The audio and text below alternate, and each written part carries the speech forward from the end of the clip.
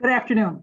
I'm Toni Preckwinkle. I want to thank you for joining us for this event as part of Racial Equity Week. We launched Racial Equity Week last year, 2019. This year, we're taking the opportunity to delve deeper into the need to achieve racial equity, especially in light of the COVID-19 pandemic. This year's theme is Cook County, Past, Present, and Future, acknowledging past harm, reckoning the impact today, and envisioning our county's future. In that spirit, we're honored that local artist Tonika Johnson has chosen Racial Equity Week as the venue to premiere her new short film on the Folded Map Project. Tonika's work has highlighted the urgent need to address segregation in Chicago. Her story is deeply moving and personal, and I appreciate her sharing it with the world to create change. Quite frankly, we know that government historically has created and perpetuated segregation through racist policies. I'm going to say that again.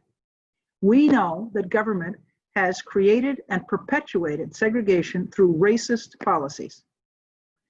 That's why I'm committed to advancing racial equity in our work at Cook County and repairing the harm that segregation has imposed upon Black and Brown communities throughout the Chicago region. Nothing will change unless we change it. I hope you will join us for more of our Racial Equity Week events. Enjoy the screening and the conversation to follow. My inaugural Director of Equity and Inclusion, Denise Barreto, will moderate the conversation.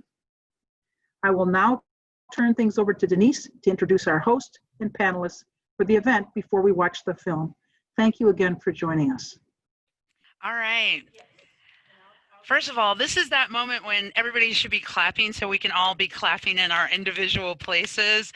I'm telling you, if you didn't see it in the chat, seeing those strangers hug just made me tear up because I'm like, really? What's a hug from people you don't know? What is that? I don't even remember that. Yes, thank you all for writing applauses in there. And I saw a question already about where this is and how you'll spread it, and we're going to get to that. At this moment, I'd like to bring back into view Folded Map Project founder Tonika Johnson.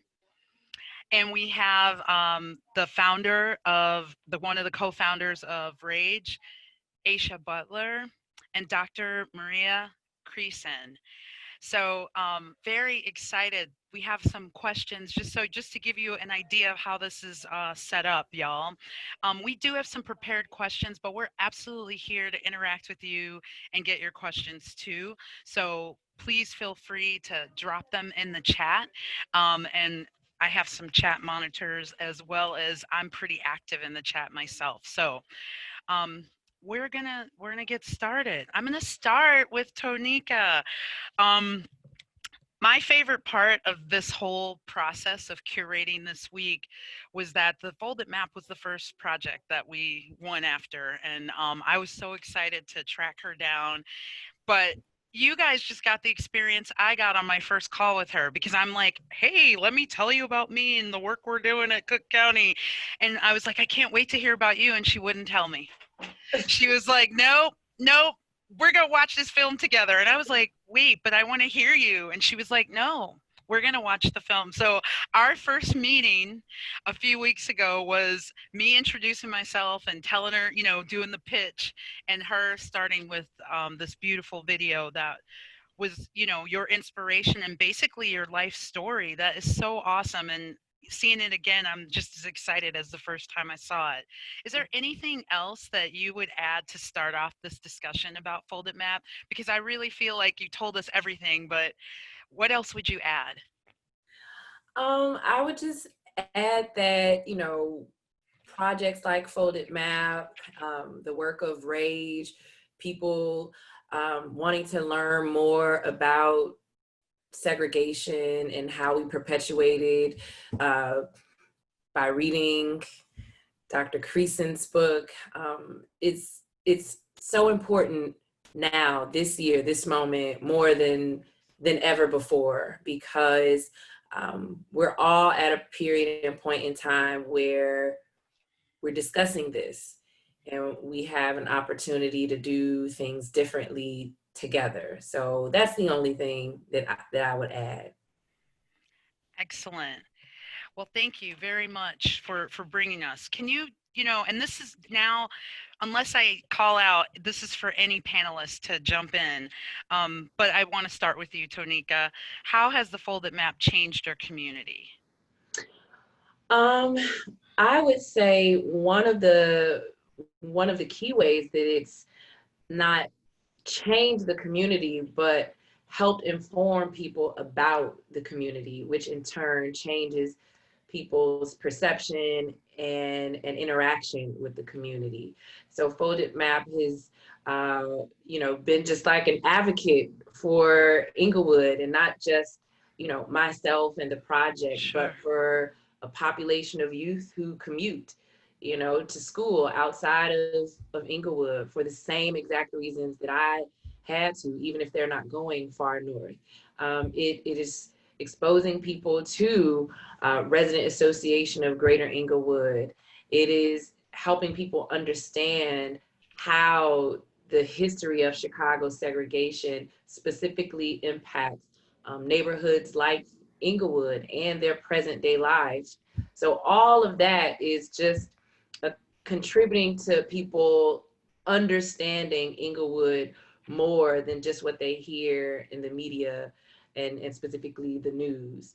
One of the most recent impacts that I would say it had on I the know which. community was the exhibition at Englewood branded store last year. Mhm. And that was the first time a lot of people who attended had come to Englewood and actually purchased, merchandise from this store. So Englewood branded had new customers. Englewood as a whole had uh, new visitors that was interested in learning about Folded Map and everyone involved. So that was something most recently that I can say really impacted a store in Englewood.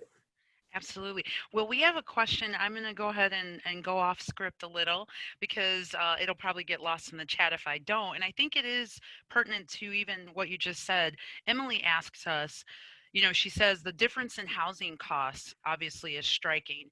Do you have any further thoughts on the differences or how the Map twins felt when they, you know, were talking about the vastly different housing prices?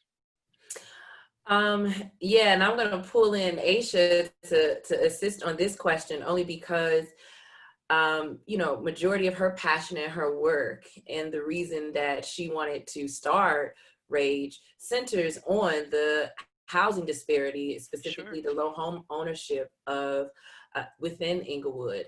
And I think the Map twins, them talking about the difference in their housing, the cost of their homes just further demonstrates Mhm. how inequitable it is. And then also what motivates people to move into Right. certain neighborhoods. And you just clearly see the difference, especially with Bridget and Carmen. They live on Yes. the same street, just only 15 miles apart, but they have you have 30,000 from 1974 to, She wanted to be under 400. exactly. Well, And and you could see their faces. Like their faces, like when you could see, I mean, we weren't there, but even through the film you could see that there was like, you know, that sense. exactly. Aisha?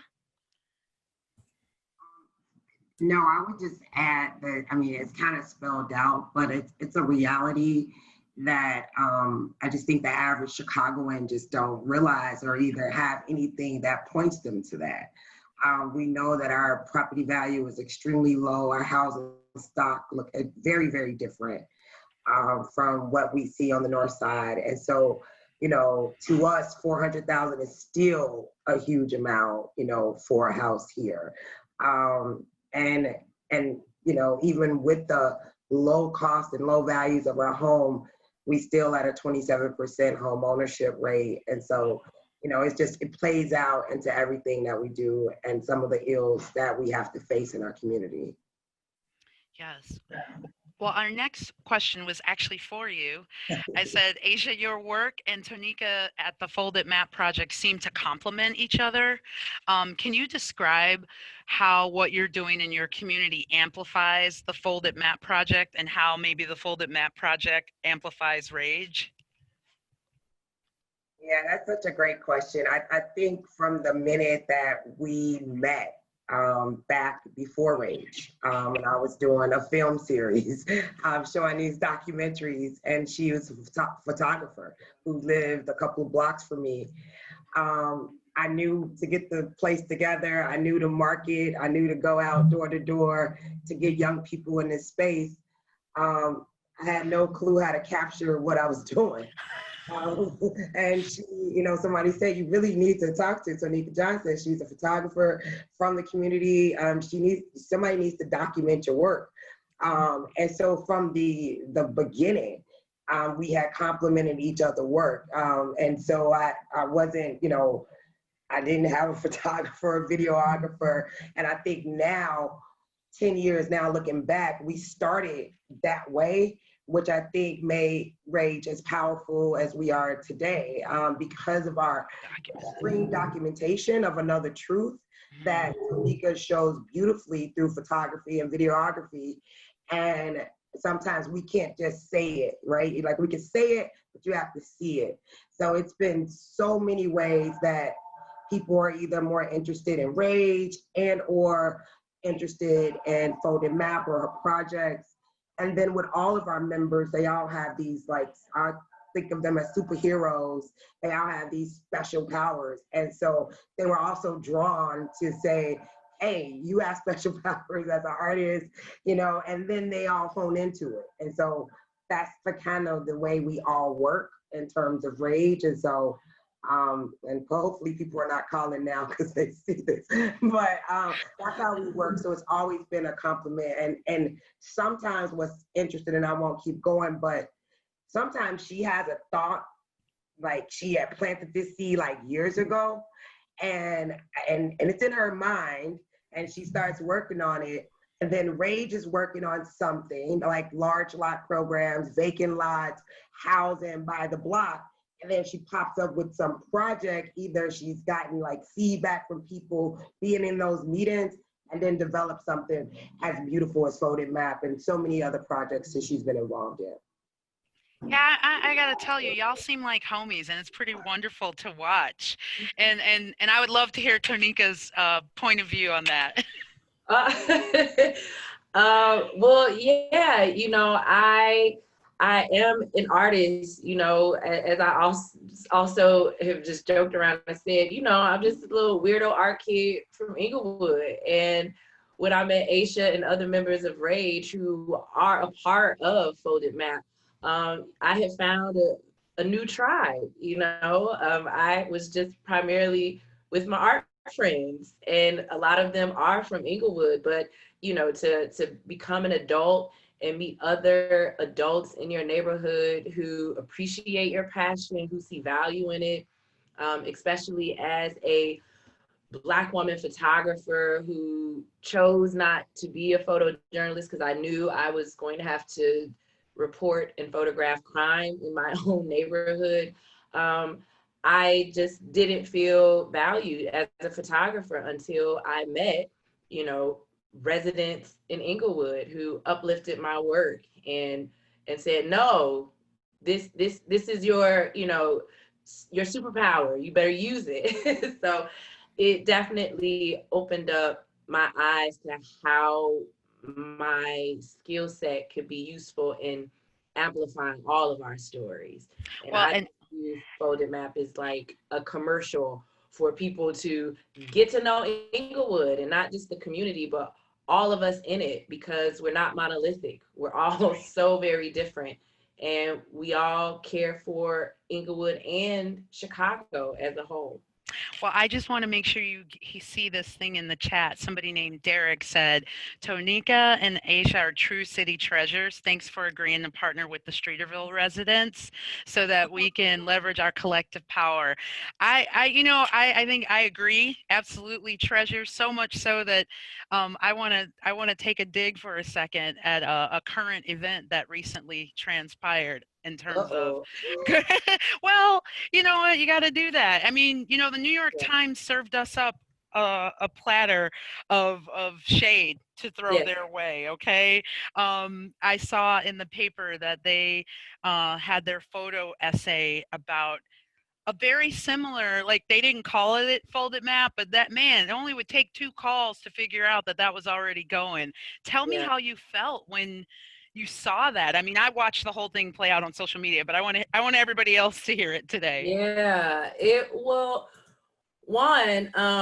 you know, Maria and Aisha know firsthand that, you know, they were one of the first people that I contacted when I realized what happened. And the initial feeling was, it was hurtful. It was hurtful. Not only just me personally as the creator of the project that I knew and felt that they copied, it was the, you know, embodiment of the work that Aisha, Dr. Krysan, and I are really doing. And the way in which they did it was such a cheap way. It didn't provide any insight into everything that all of us here are discussing now. And it perpetuated just this horrible view of Englewood. And then just, you know, on a market scale, I really had a problem with how a larger market like New York could be so dismissive in their reporting on Chicago. And I just felt like it was problematic, and that I needed to make some noise about it. Yeah, Dr. Krysan, you want to weigh in at all? Oh, you're yeah. Yeah.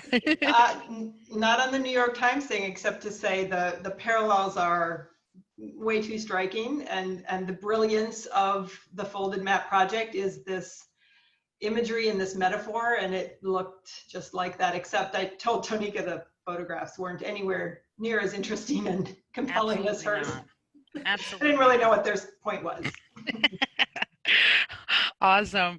Well, what is your message to folks like me? So I first heard about the folded map in a meeting when we started talking a couple weeks ago in our Racial Equity Leadership Council. This is my plug for some of our work we're doing at the county.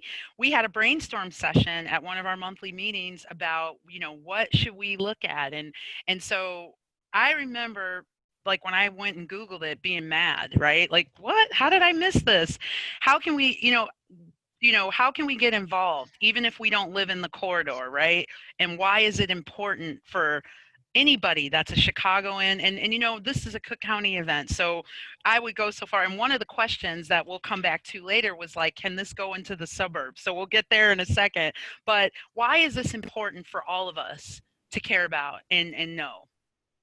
Yeah, well, even with regard to Cook County, you know, I am aware of Chicago being a primary focus, and we have other places in Illinois, so we can fold the map that way too. Yeah. We just got to go get funding for that. Right.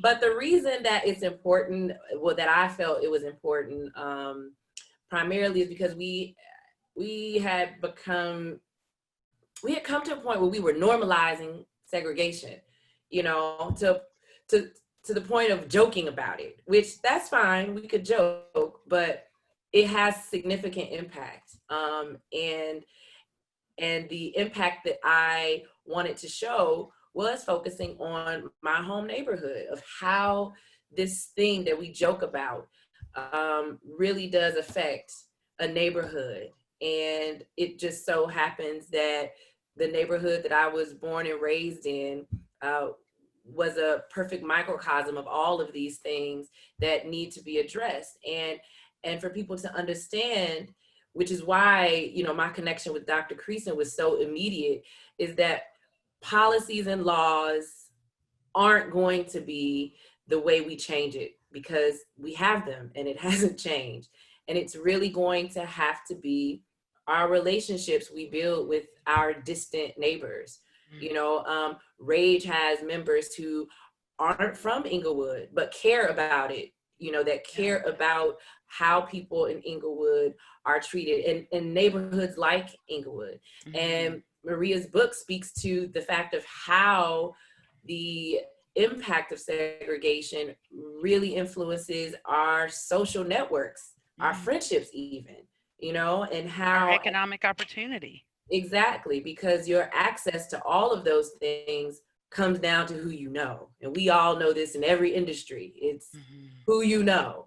And so how can you change your social circle if you're in a location that doesn't provide opportunity for diverse interactions to happen, let alone just equitable investment in all neighborhoods?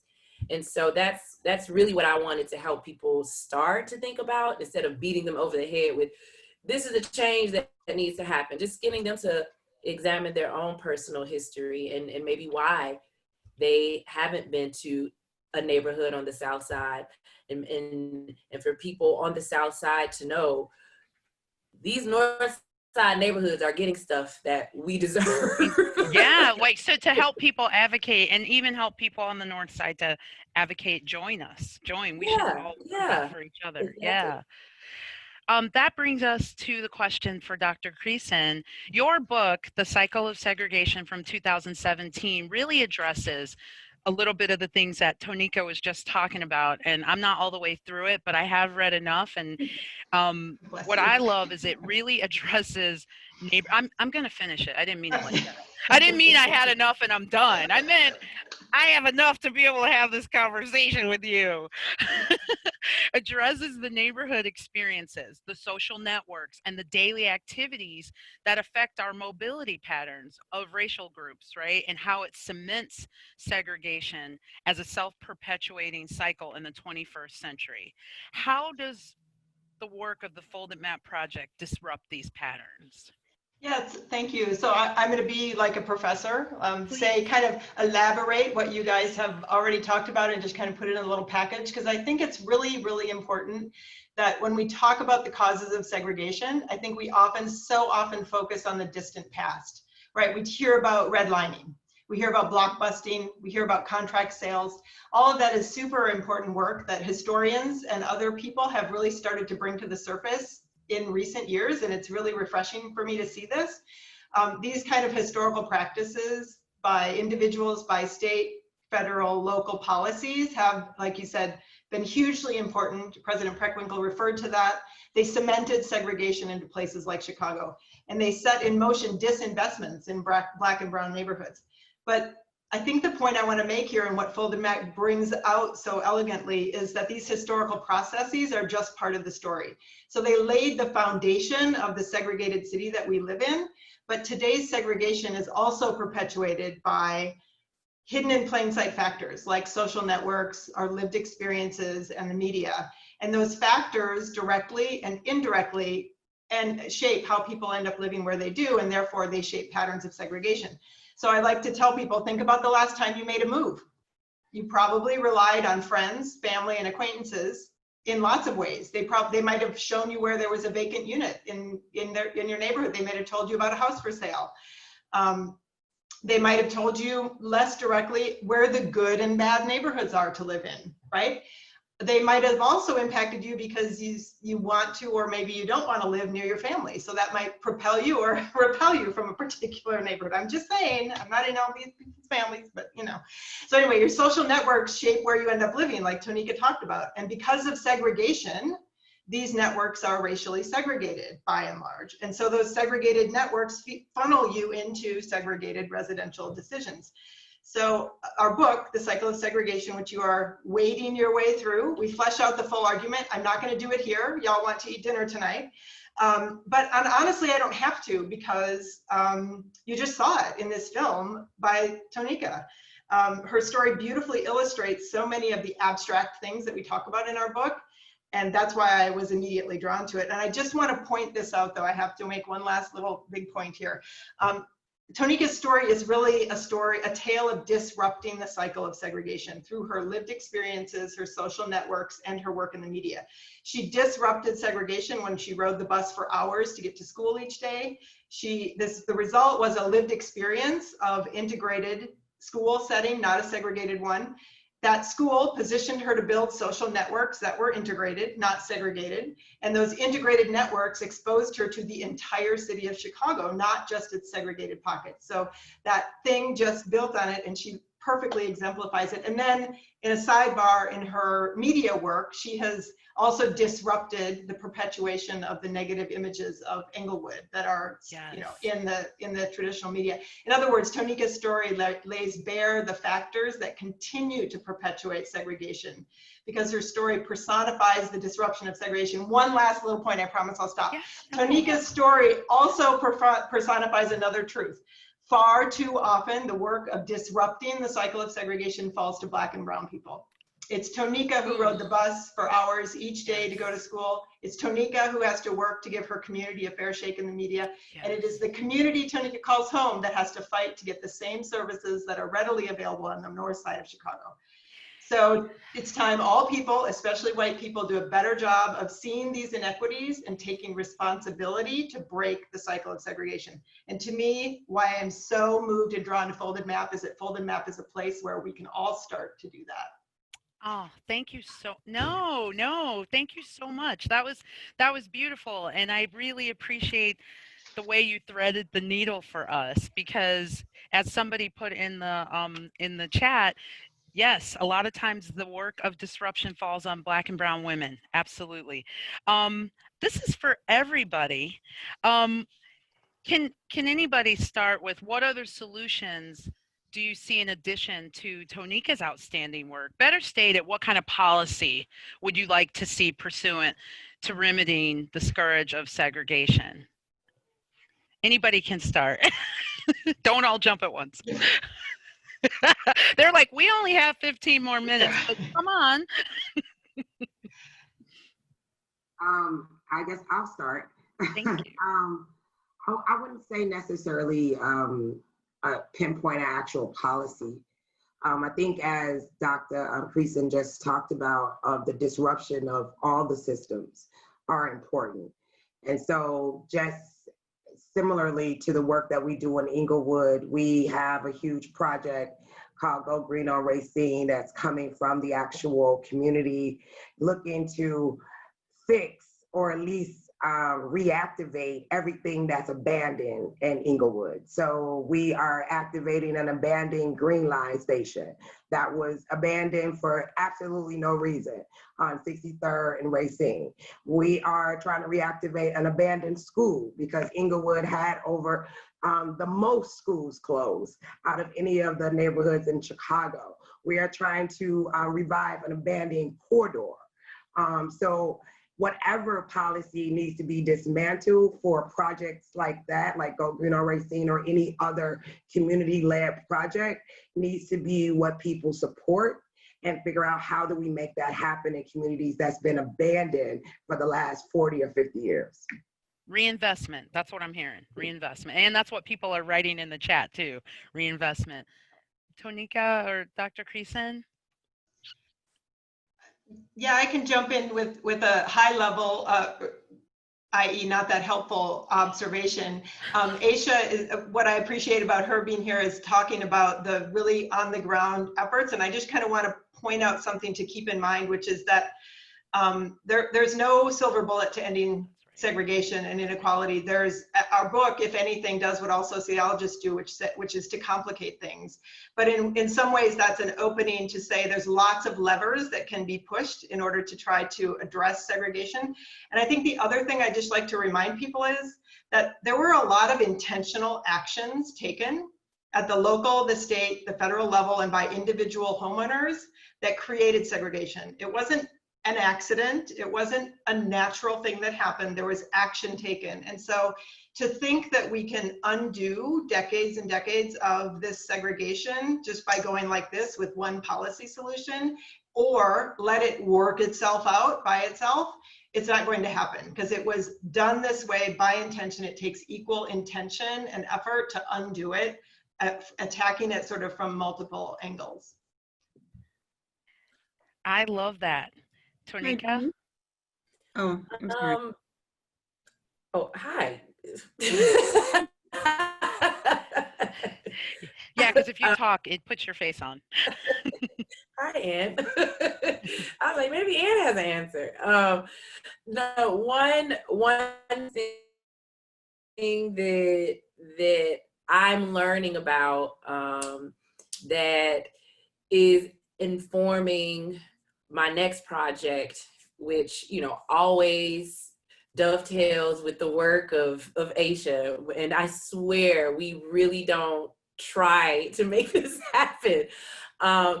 But, you know, I have been doing research and extending the research that has been done by lead researcher Amber Hindley, who was working on the Shame of Chicago documentary with the Du Bois Duke Center research about land sale contracts. And so I wanted to help breathe new life into this amazing research that highlights all of the homes in Englewood, well, in Chicago, that were sold on land sale contracts. So in doing research about that work, not only discovering that close to 75% of the homes in Englewood were sold on land sale contracts, in addition to learning that, I also am learning about the appraiser process. And I knew about it, but I didn't know how that really controls the market value of a neighborhood and how unfair it is, and how that process makes it very difficult for homes in certain neighborhoods to increase in value, which contributes to if businesses want to invest or come to that neighborhood. So I would say that, you know, something also has to be done with this regulatory process that is definitely a barrier to home ownership and increasing the actual home value of neighborhoods in Chicago that would, I mean, in Englewood, that would allow it to be attractive to businesses and so forth. So the more I dig into that work, the more I just am surprised at how unfair that process is. And I feel like that's definitely one thing that professionals in that industry could help raise awareness about. Love it. Thank you. So we're in the last bunch of minutes that we have together. So if y'all have some questions, y'all should put them in the chat. And if you're feeling a little spunky, raise your hand and we'll let you talk. We can unmute you and let you talk. I wanted to address that first question that came through. It's from Lily, how might we expand this into the suburbs? Like, are you thinking about that? Or is that I mean, I'm sure it's not the first time you've heard that. What's your thoughts about the idea of extending it? Yeah. Yes, well, I just text Dr. Krysan and my amazing fellow artist friend, graphic designer, about creating a guide to help people do folded map in their own location. And I feel like suburbs have their own fold, you know, they have their own segregation, even if you don't compare it to Chicago. Just Evanston, for example. I've had so many people from Evanston say how I want to do it in Evanston because we definitely have a street. We definitely have a East of Bridge, yeah. East of Bridge. I live in Evanston, so East of Bridge, West of Bridge. Yeah, exactly. Everywhere has a fold. So I really just want to be able to create a guide to help people know how I implemented folded map and how they could do it the same way. But before that, in a week or so, and I'm laughing because I have this letter to finish, I am going to be uploading a folded map action kit to the website. Dr. Krysan and I have worked on it And it's basically a list of errands that we're inviting people to run in their map twin neighborhood so that they can experience as close as possible what it's like to be a resident in that neighborhood, and while removing whatever bias that they might bring to that neighborhood. And so it's errands like go buy an organic apple, go buy toiletries, lotion, because that's a very different experience on the South Side. Go to your local post office or your local library, take out $20 at an ATM machine. So it's a list of errands that we're inviting people to run, as well as for them to describe their own neighborhood and upload it to the Folded Map website so people can just get to know neighborhoods that way. So Wow, that's the way in which it's expanding. And I promise, and I'm saying this to Dr. Krysan, I promise it'll be ready within a couple weeks. Well, there's probably about 100 people that are going to start pressuring you if it's not. Well, they can still sign up to receive it for sure Yes. at the website or on my artist website. Yes, and we'll put it in the chat. We'll make sure and put the website in the chat. Sorry, it gets a little loud here. Anybody else on the panel want to address? Oh, actually, I have another question. Laura says, what can we do for those of us who live? What can we do to support RAGE and Folded Map? So we know a little bit about Folded Map. You're going to be able to download your kit soon, but how could they support RAGE and other aspects of Folded Map and support the residents of Englewood? Laura A asks that question. Well, definitely supporting RAGE, supports Folded Map because, like we've just shown you all that, our work definitely complements each other. And, the participants of Folded Map were RAGE members. I'm a RAGE member and co-founder. And so really supporting RAGE supports members of RAGE who are similar to me, who have passions and skills that are useful in pushing this work forward. So I would say that first and foremost. And then Folded Map, doing the Folded Map action kit. And if you'd like to make a donation, you can go to Folded Map's website and make a donation. But more importantly, sign up on the contact list so that we can engage you in other ways that will provide evidence to move all of our work forward and to update you about everything going on.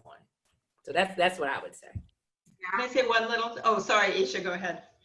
Yeah, I was just going to say for RAGE, because we do have members who are all over the city of Chicago who just want to see Englewood in a better place than where we are today.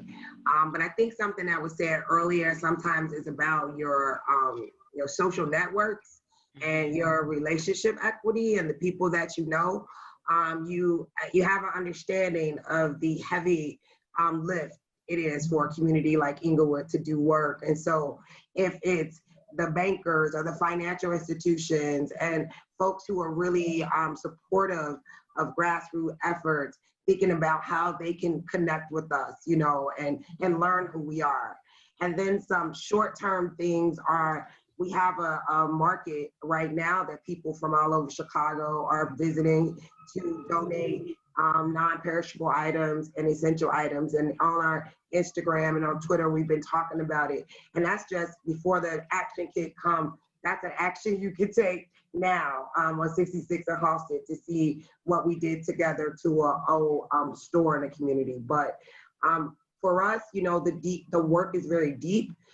So sometimes it's small touch points, but for the most part, we need very deep intervention. So if it's networks or voices or opportunities that you have that can amplify what we're doing, that's always a plus for us because we never know who knows who. So. Yeah, amplification is a big deal, right? Social media, for everything that anybody says, it's a great way to help expose people. And absolutely. Someone had asked earlier how they could get the film, and it's just been put in the chat that the film is going to be available for purchase soon. So I can't wait because I will be one of the first in line to get that. So make sure you know note the website. We also had a state senator, Ann Gillespie, is in the house, and asks specifically to connect with y'all so that she could hear more about specific issues. Her exact words, it's like, I'm a state senator and I want to work to try to address these issues. We love that. We love that. And thank you, State Senator Gillespie, for joining us and for volunteering. I'm sure they will reach out to you and take you up on that. Let's see, do we have any things did I miss anything? First of all, y'all have been a great crowd. We're going to end because we're just at time just about with this last question. What advice would you give to the youth of Chicago who want to become better advocates? Because it was your youth that inspired this. So what would you say to today's youth? Yeah, so I'm actually putting my current project, Belonging, in the website to it, in the chat, because I have highlighted a youth organizing group called Good Kids Mad City. And those are actual youth who are organizing, protesting. They have been busy the whole pandemic doing advocacy work. And then there's BYP, Black Youth Project. There's youth involved with Let Us Breathe Collective, but there's existing youth organizations, Black and Brown youth organizations that are constantly recruiting, and they are, you know, doing the hard work of being loud, being in the streets, and really advocating for everything we're talking about now. And they're doing it in a way that is very visible and necessary, because all of this is multi-layered. You need policies, you need art, you need community organizing, you need literature and studies, but you also need people in the streets, you know, making noise. And that's what a lot of the youth groups are doing now. So I would say, get in touch with them, especially on social media, Instagram, Good Kids Mad City, for sure. And then they also have connections with the other youth organizations.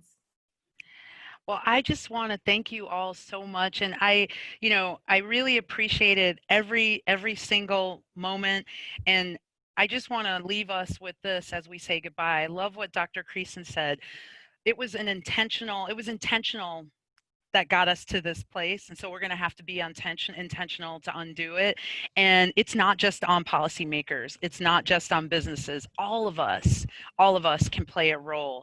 And so that's what I'm going to challenge you with for the rest of this time is find your place in this conversation and then do something. Because it's not enough to just sit and watch and cheer on Tonika, although that is a great thing to do. I've been doing it since the day I met her. But it's really important that we all take a role to make the Chicago and the Cook County that we want. Thanks everybody for joining us today. We have several more events for the rest of this time, and you guys did make it. You are my favorite. This was so awesome. And thank you to our audience who was so engaged in writing. Lots of thank yous, lots of love in the chat. So make sure you guys look before you dip. Thank you so much and have a great evening.